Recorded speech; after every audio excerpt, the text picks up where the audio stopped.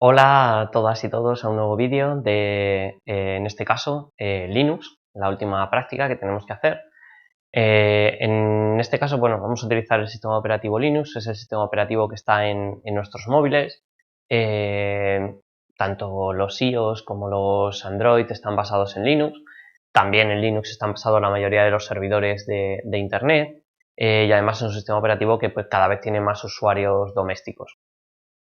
Entonces, en este primer vídeo lo que vamos a ver es una introducción al sistema operativo, donde veremos, pues bueno, primero un concepto general sobre sistemas operativos y después nos centraremos ya en características específicas de Linux que muchos otros sistemas operativos pueden tener y otras que no, ¿vale? Y veremos, pues en concreto, pues cómo es un sistema operativo multiusuario, cosa que, por ejemplo, Windows también es, y veremos también cosas que en Windows funcionan de manera diferente, como por ejemplo pueden ser pues, el sistema de ficheros y los usuarios asociados a esos ficheros y demás.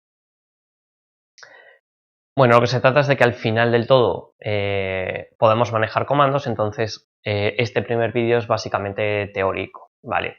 Entonces lo que vamos a ver es todas las cosas asociadas para que nos sirva después para entender por qué estamos haciendo los comandos, cómo manejarlos, cómo funcionan. En este caso, pues bueno, lo primero que vamos a ver es qué es un sistema operativo, que básicamente sería un conjunto de programas o un solo programa, podría llegar a ser, pero ahora habitualmente suele ser un conjunto de programas que básicamente efectúan la gestión de los recursos y servicios básicos de un computador, ¿vale?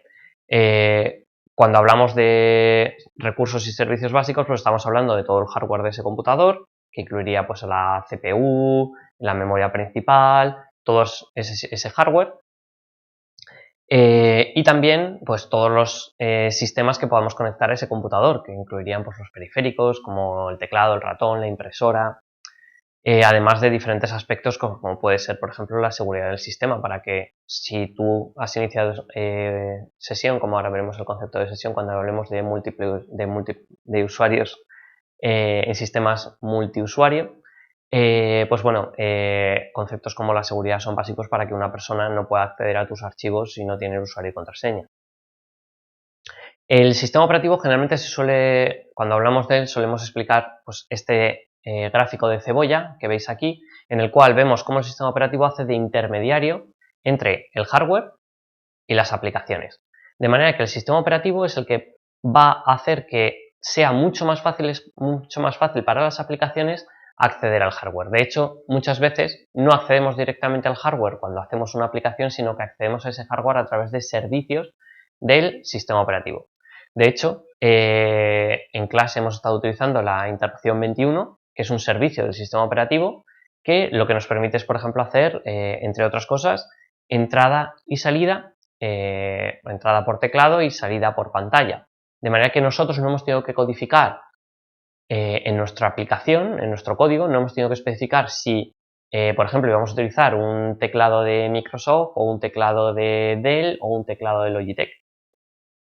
Lo mismo ha pasado con el monitor, no nos hemos tenido que preocupar de si estaba hecho con una tecnología LED, con una tecnología antigua CRT o era un panel LCD, ¿vale?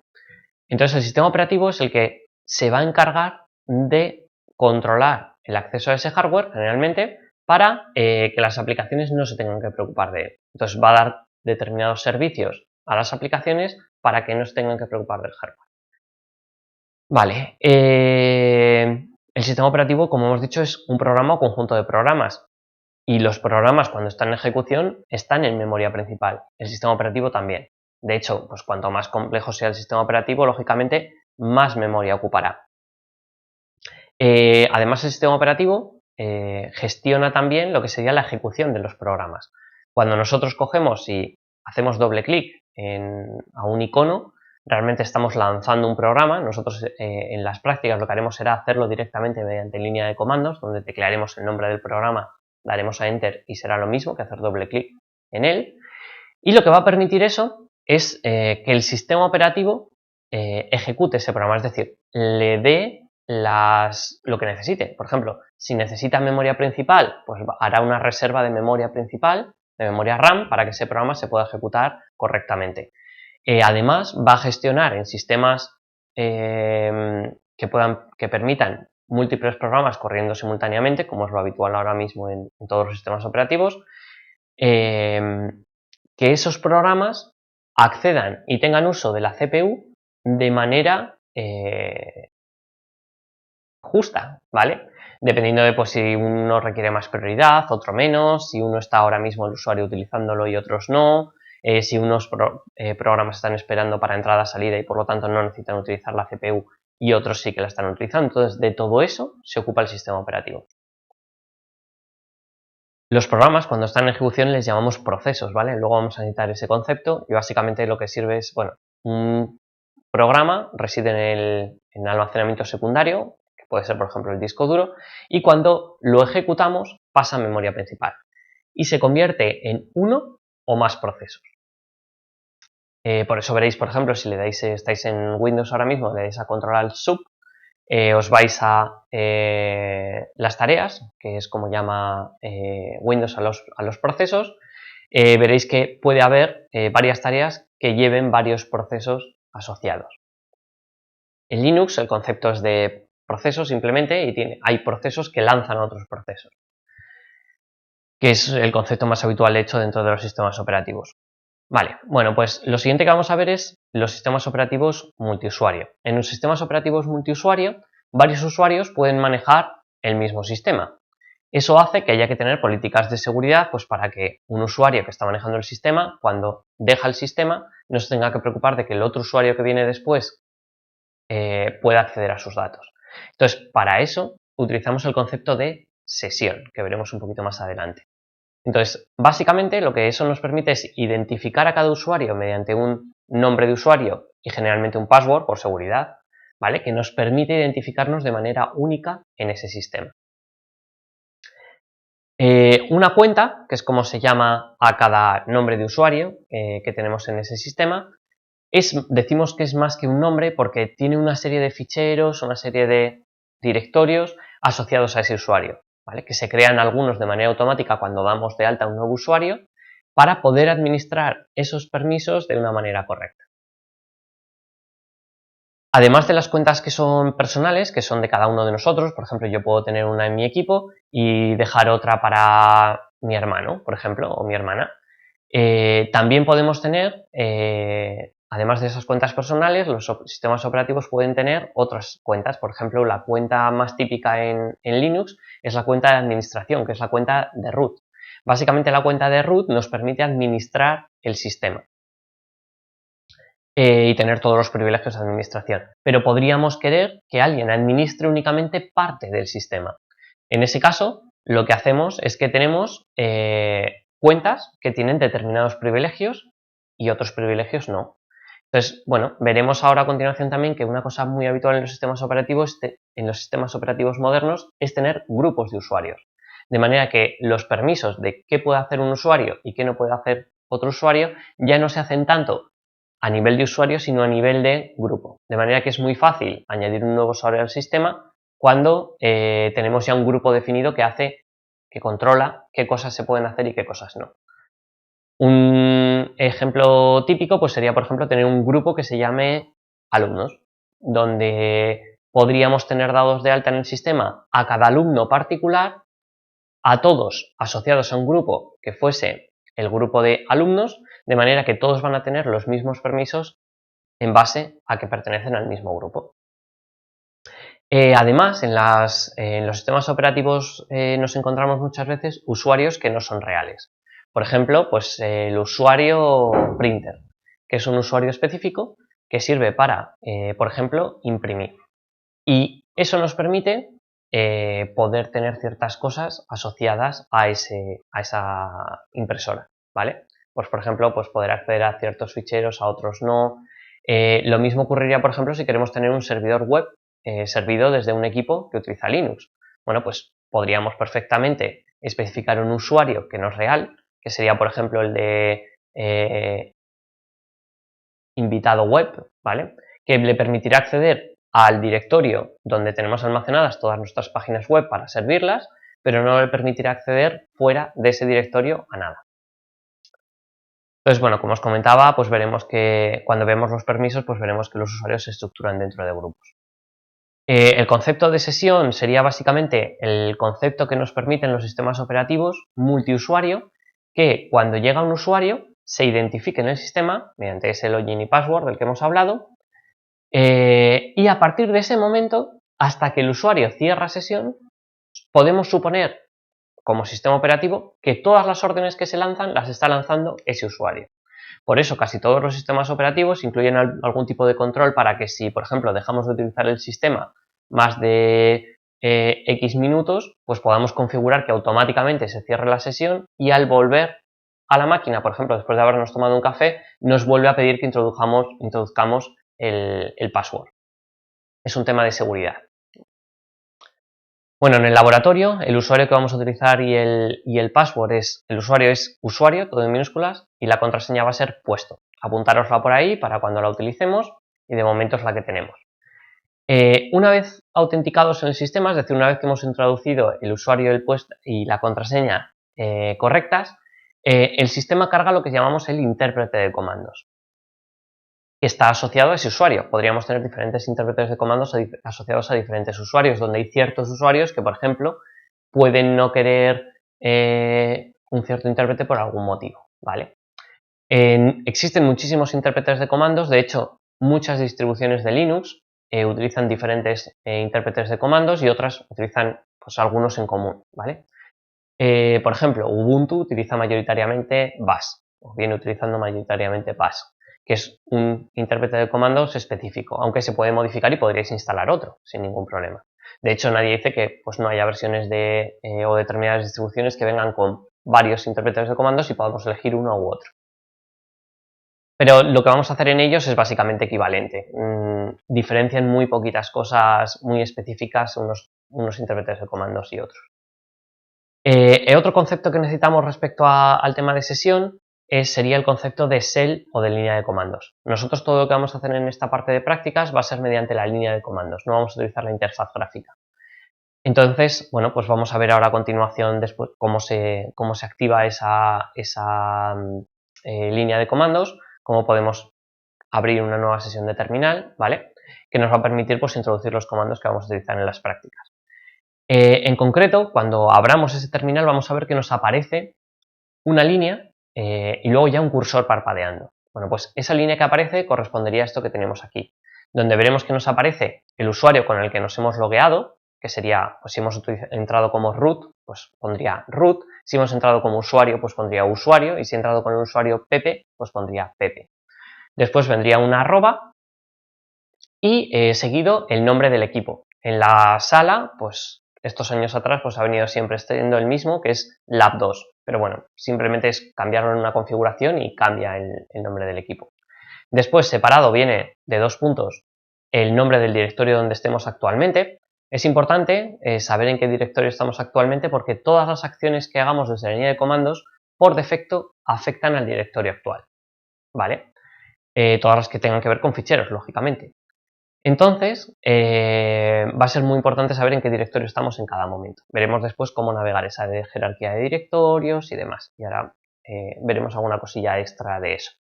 Bueno, después aparece ya el símbolo de dólar y seguido ese cursor parpadeante del que estábamos hablando, que es el que nos está diciendo pues, que podemos teclear algo. Bueno, a partir de ese momento y hasta que cerremos la sesión de usuario, que desde la interfaz gráfica pues sabemos que normalmente pues cerca del botón de apagar pues suele haber alguna opción que pone cerrar sesión, o desde la línea de comandos ya veremos qué comandos nos sirven para cerrar sesión. Desde que hemos iniciado hasta que finalicemos podemos ejecutar todos los comandos y esos comandos van a asociarse, los permisos que van a tener esos comandos van a asociarse a yo que he entrado en esa máquina, a mi usuario en esa máquina. En concreto, bueno, pues si queremos ejecutar un determinado comando, la forma de hacerlo sería en ese cursor parpadeando, detrás de ese dólar, pues simplemente tecleamos el nombre del comando. Por ejemplo, un comando básico que vamos a utilizar mucho en clase, que veremos ya detallado en siguientes vídeos, es el comando ls, junto. ¿Vale? Pues simplemente poniendo ls y dándole a enter, ya se ejecutaría ese comando. Los comandos además pueden tener opciones y argumentos. Entonces, todo lo que veamos en los vídeos que viene entre corchetes significa que es opcional, es decir, podemos usarlo o no. Un ejemplo es el comando ls. ls no hemos puesto nada detrás y ha funcionado. Ahora bien, si nosotros queremos darle opciones o modificadores o switch, se llama de diferentes formas a eso, bueno, pues simplemente tenemos que especificar el nombre del comando, espacio, guión, la opción, por ejemplo, L, y Enter. Entonces ya funcionaría el ls con la opción guión L. Si además queremos especificar argumentos, que en el caso, por ejemplo, del ls puede ser qué directorio queremos listar, pues lo que tendríamos que hacer sería poner el nombre del comando, en este caso ls, espacio, si queremos poner una opción o no la volvemos a poner, por ejemplo, guión L, sin espacios, ahora luego ya un espacio y el argumento, en este caso, por ejemplo, si queremos listar todo lo que hay en el directorio raíz, pues una barra, ¿vale? Directamente la barra que tenemos en el mayúscula 7, ¿vale?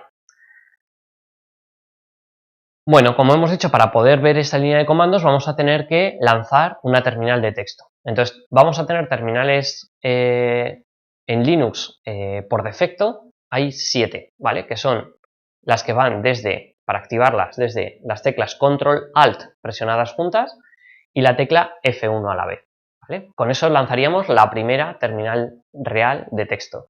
F2, la segunda, F3, hasta la 6. La 7 nos sirve para volver a la terminal gráfica que por defecto casi todos los sistemas operativos modernos lanzan, porque es más cómoda. Además, dentro de la terminal gráfica podemos también lanzar un número indefinido, que depende del tamaño de memoria que tengamos, ¿vale? Hasta que se sature, de terminales virtuales, donde podemos también ejecutar los comandos la mayoría de las veces de manera idéntica, ¿vale? A como lo hacemos desde la terminal real. Para abrir una terminal virtual simplemente nos vamos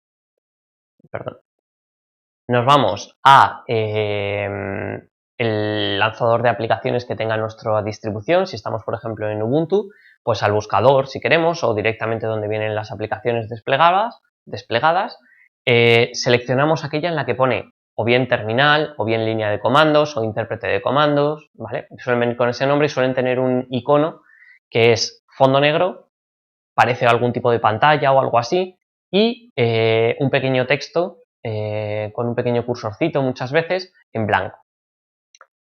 Bueno, como comentábamos, en Linux los ficheros van a ser muy importantes. En concreto, en Linux todo se representa mediante ficheros. Yo como usuario en la máquina soy ficheros, ¿vale? Y tengo asociados ficheros. Mi nombre de usuario seguramente está contenido en muchos ficheros, pero es que además habrá ficheros, en concreto ficheros de tipo directorio, que tienen mi nombre en el momento en el que se me da de alta en la máquina, ¿vale? Además, todos estos ficheros se organizan de manera jerárquica en una jerarquía de árbol, de manera que a partir del directorio raíz, que sería lo que tenemos ahí en negro, que sería el directorio base, del que parten todos los directorios, tenemos tantos directorios como queramos, y dentro de esos directorios, de nuevo, tantos directorios como queramos. Es decir, al final tendríamos una jerarquía de árbol, donde a los elementos finales muchas veces se les llama hojas, y que corresponderían pues, o bien a ficheros que están pues, al final de, por ejemplo, una ruta determinada. Por ejemplo, si queremos, dentro del directorio raíz, hay una serie de directorios que vienen aquí puestos, ¿vale? Que son comunes a casi todas las distribuciones de Linux.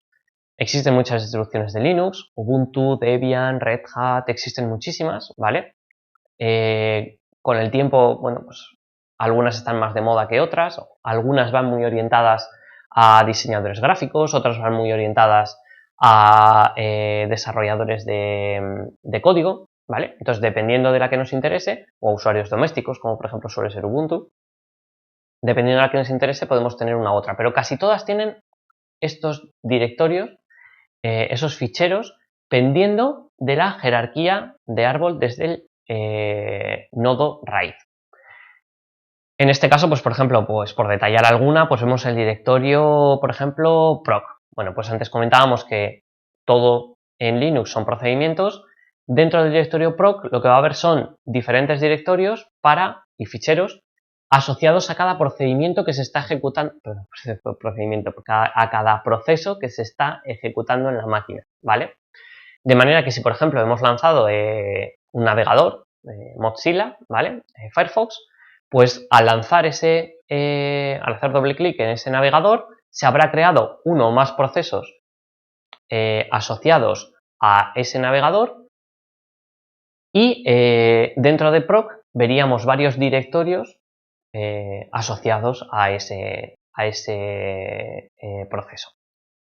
Vale, otro ejemplo pues sería, por ejemplo, el directorio home, que sería un directorio básico que aparece en casi todas las distribuciones y que contiene subdirectorios por cada usuario que está dado de alta en esa máquina, ¿vale? Que tiene una cuenta de usuario en esa máquina. De manera que, por ejemplo, si yo me llamo en mi máquina, entro con el login Pepe, lo más habitual es que en las distribuciones Linux tengamos un directorio home y dentro otro que se llama Pepe. Y ya dentro de ahí todos los ficheros que estén asociados a Pepe. De esa manera es muy fácil gestionar los permisos para saber quién puede acceder a esos ficheros, quién no. Por ejemplo, podríamos en Linux asociar ficheros para que solo se puedan leer o que ni siquiera se puedan leer, ¿vale? En Linux una cosa curiosa es que no existe el concepto de extensión, que en algunos sistemas operativos más antiguos era obligatorio, ¿vale?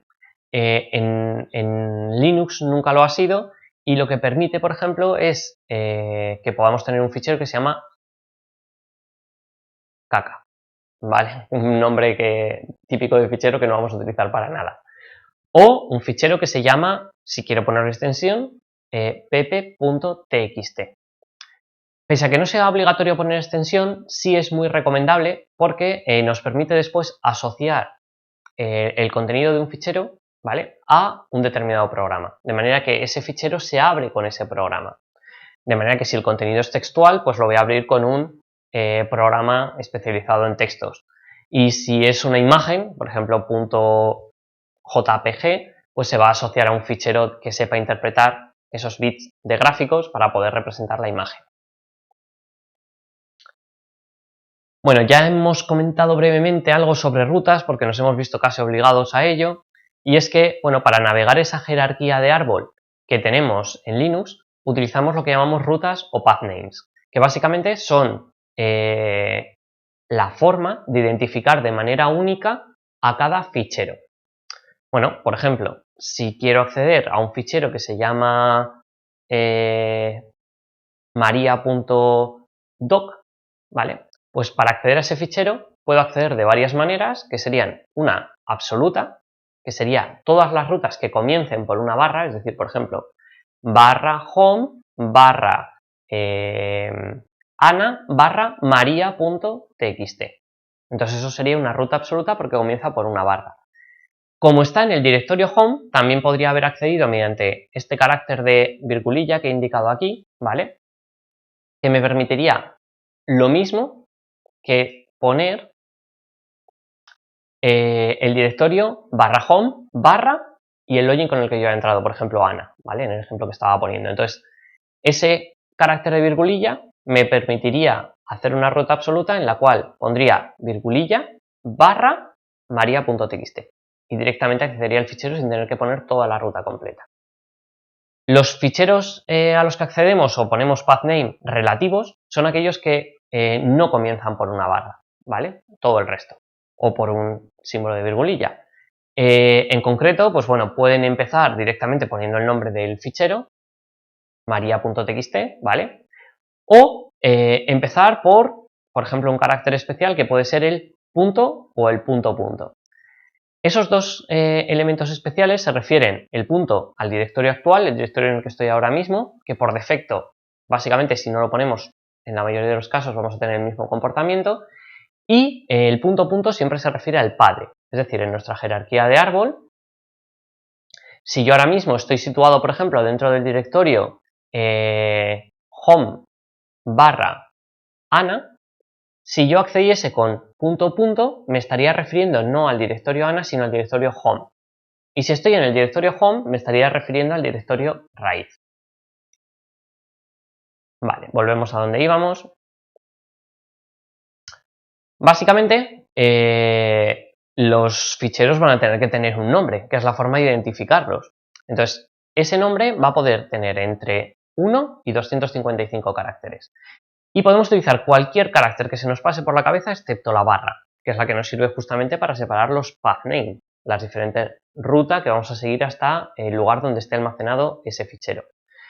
No obstante, no es recomendable utilizar una serie de caracteres, que son los que os he detallado aquí, porque algunos sirven para otras cosas. Por ejemplo, pues el simbolito de mayor se utiliza para redirecciones, que veremos más adelante en las transparencias, en los vídeos. Luego, por otro lado, a partir de ese momento, a partir de que utilicemos cualquier carácter de estos raros, ¿vale? Vamos a tener que introducir el nombre del fichero entre comillas dobles, lo cual nos va a llevar un trabajo extra. Entonces, si podemos, lo evitamos. Además, hay algunos de ellos que utilizaremos para otras cosas, como el asterisco, la interrogación, que veremos en este vídeo a continuación. Se pueden utilizar también si solo queremos números, pues números. Y además, una cosa interesante de Linux, que es diferente respecto a, por ejemplo, otros sistemas que igual habéis manejado más, como por ejemplo Windows, es que Linux distingue las mayúsculas y las minúsculas. Es decir, podríamos tener en un mismo directorio un fichero que se llame carta.txt todo en minúsculas, a la vez que otro que se llame carta.txt la primera C en mayúsculas o carta.txt con la primera T en mayúsculas y cualquier otra combinación que se os pase por la cabeza. En Windows no sería posible, porque considera las mayúsculas y las minúsculas iguales a la hora de nombrar los ficheros. Por lo tanto, solamente uno de los tres ficheros podría estar en una carpeta en Windows. Vale, como comentábamos antes, íbamos a ver unos caracteres especiales que eran el asterisco y la interrogación, que ya hemos dicho que sería conveniente no utilizar en los nombres de archivos porque sirven para otras cosas. Entonces, justamente a estos caracteres les llamamos comodines o caracteres de sustitución y que lo que nos permiten es hacer una cierta operación con un conjunto de ficheros sin tener que hacer la operación n veces. Por ejemplo, imaginémonos que queremos copiar 500 fotos de un lugar a otro. Bueno, pues no tiene sentido que ejecute 500 veces el comando de copiar, indicando cada nombre y ruta de cada fichero. Parece más fácil poder seleccionar de una manera rápida todos los ficheros y después copiarlos. Bueno, pues eso desde la línea de comandos lo hacemos con los caracteres de comodín. En concreto, el asterisco lo que hace es representar o hacerse cambiar por cualquier secuencia de caracteres. Es decir, si yo, por ejemplo, quiero copiar todas las imágenes que terminan en .jpg, lo que haría sería, por ejemplo, si lo que quiero es copiar, pues utilizaré el comando de copiar. Si lo que quiero es listar, pues utilizaré el comando de listar. En este caso, pues ls, pues pondría ls espacio asterisco, que significaría que coge cualquier nombre y que al final de ese nombre tiene que haber obligatoriamente un punto, una G, una I y una F, ¿vale? Si es un punto GIF. Si es un punto JPG, pues punto, J, P y G, ¿vale? Y eso lo que haría es seleccionar cualquier nombre de archivo, el que sea, 1.gif, p.gif, temp.gif, lo que sea, ¿vale? Pues seleccionaría todos para hacer una cierta operación con ellos. De la misma manera, el carácter de interrogación también se cambia por cualquier carácter, pero no por una secuencia de caracteres, sino por uno solo. Es decir, si por ejemplo en este caso yo pongo ls espacio file interrogación, lo que haría es seleccionar todos los ficheros para listar, en este caso porque es el comando ls, pero me serviría igual para copiar, para mover, para lo que sea. Para seleccionar en este caso todos los ficheros que comienzan por una F, una I, una L, una E y luego tienen algo detrás, lo que sea, una A, un 1, un 5, un 7, una J, ¿vale? La forma de hacerlo sería con la interrogación. Daros cuenta que eso no seleccionaría los ficheros que, por ejemplo, se llamen file3.txt, porque en este caso la primera parte sí que la cumple, file, ¿vale? También cumple que luego tiene detrás algo, pero es que detrás de eso tiene todavía más caracteres, que serían el punto, la T, la X y la T. Entonces, para poder hacer selecciones podemos combinar asteriscos e interrogaciones dentro de un mismo comando. Por ejemplo, todos los ficheros que comiencen por A detrás tengan una letra, la que sea, después tengan una B y detrás un conjunto de caracteres, lo que sea. Pues sería, por ejemplo, A, interrogación, B, asterisco. ¿Vale? Y me permitirían pues copiar, mover, lo que sea, lo que queramos. Bueno, pues con esto terminamos este primer vídeo. Nos vemos en un siguiente vídeo.